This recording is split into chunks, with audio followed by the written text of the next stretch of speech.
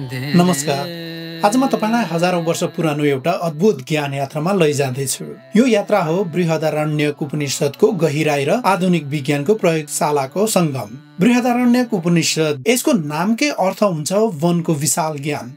जसरी जंगलमा अनगिन्ती रहस्य लुकेका हुन्छन्, यस ग्रन्थभित्र पनि चेतना, आत्मा र ब्रह्माण्डका गहिरा सत्यहरू लुकेका छन्। यस उपनिषदको एउटा वाक्य, अहम ब्रह्मास्मि, म नै ब्रह्म हुँ, केवल एउटा वाक्य होइन, यो मानवीय चेतनाको महाविस्फोट हो।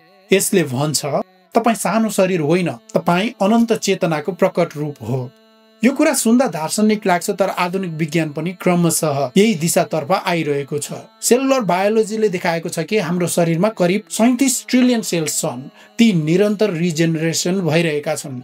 7 वर्षमा शरीरका अधिकांश सेल्स पूर्ण रूपमा बदलिन्छन्, तर हाम्रो चेतना, मको अनुभूति स्थिर रहन्छ। जस्तो नदीको पानी बगिरहन्छ तर नदी रहिरहन्छ, त्यस्तै शरीर बदलन्छ तर चेतना रहिरहन्छ।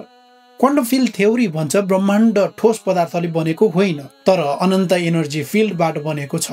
हरेक पार्टिकल स्थिर वस्तु होइन, तर भाइब्रेटिङ एनर्जी एक्साइटेसन हो, तरङ्ग जस्तै। यसको प्रत्यक्ष प्रमाण 1920 को प्रसिद्ध डबल स्लिट एक्सपेरिमेन्ट हो। जब इलेक्ट्रोन वा फोटोनलाई दुई प्वाल भएका पर्दाहरूमा पठाइन्छ, तिनीहरूले इन्टरफेरेन्स प्याटर्न देखाउँछन्, वेभ जस्तो। तर जब कोही हेर्छ, अब्जर्भ गर्छ भने तिनीहरू पार्टिकल जस्तो देखिन्छन्। यसलाई अब्जर्भर इफेक्ट भनिन्छ। चेतनाले नै परिणाम निर्धारण गर्छ। हाइजनबर्गको अनसर्टेनिटी प्रिन्सिपलले देखायो कि कुनै पार्टिकलको एक्ज्याक्ट पोजिसन र मोमेन्टम एकैपटक थाहा पाउन सकिँदैन। यसको अर्थ पदार्थ वास्तवमा प्रोबेबिलिटी र एनर्जीबाट बनेको छ, स्थिर वस्तु होइन। उपनिषदले भनेको संसार अस्थायी छ, चेतना मात्र शाश्वत भन्ने कुरा यही विज्ञानले नयाँ भाषामा दोहोऱ्याइरहेको छ। अझ रोचक कुरा के हो भने क्वान्टम इन्टेङ्गलमेन्ट। दुई पार्टिकल्सलाई इन्टेङ्गल गरी टाढा राख्दा पनि एउटामा परिवर्तन गर्दा अर्को तुरुन्त प्रतिक्रिया दिन्छ, डिस्टेन्स जे भए पनि।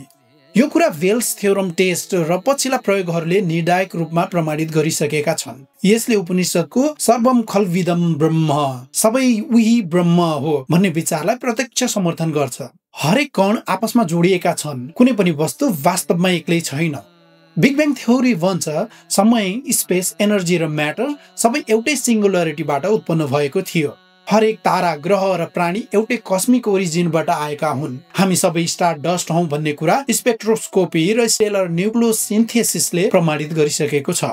हाम्रो शरीरका कार्बन, अक्सिजन, फलाम सबै तत्त्वहरू कुनै समय ताराहरूको भित्री भागमा बनेका थिए। त्यसैले उपनिषदले भनेको तिमी ब्रह्म हौ, यो केवल आध्यात्मिक कुरा होइन, यो वैज्ञानिक रूपमा पनि सत्य हो। आजका वैज्ञानिकहरूले EEG र fMRI प्रयोग गरेर ध्यान गर्ने मानिसहरूको मस्तिष्क अध्ययन गर्दा पाएका छन् कि गहिरो ध्यानमा पुग्दा मस्तिष्कका डिफल्ट मोड नेटवर्क शान्त हुन्छन् र गामा ब्रेन वेव्स बढ्छन्।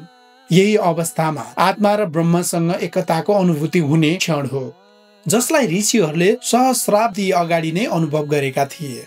बृहदारण्यक उपनिषदको अहम ब्रह्मास्मि र सर्वम खल्विदम ब्रह्म भन्ने ज्ञान आज आधुनिक विज्ञानले प्रयोगशालामा पुनः पुष्टि गरिरहेको छ। Cellular biology, quantum physics, cosmology र न्युरोसाइन्सका माध्यमबाट। हामी केवल शरीर होइनौं, हामी युनिभर्सको हिस्सा मात्र पनि होइनौं, हामी सम्पूर्ण युनिभर्स आफै हौं। जब हामी यो कुरा बिस्तारै बुझ्न थाल्छौं, तब डर, लोभ र द्वेष हराउँछन्। हामी हरेक प्राणीमा एउटै ऊर्जा देख्न थाल्छौं। यही हो ज्ञान र विज्ञानको संगम भनेको। आजलाई यति नै। फेरि अर्को भिडियोमा अर्को उपनिषद लिएर आउनेछु। त्यतिन्जेलको लागि बिदा दिनुहोस्। आफ्नो ख्याल राख्नुहोला र सधैँ सत्यको साथ दिनुहोला। नमस्ते।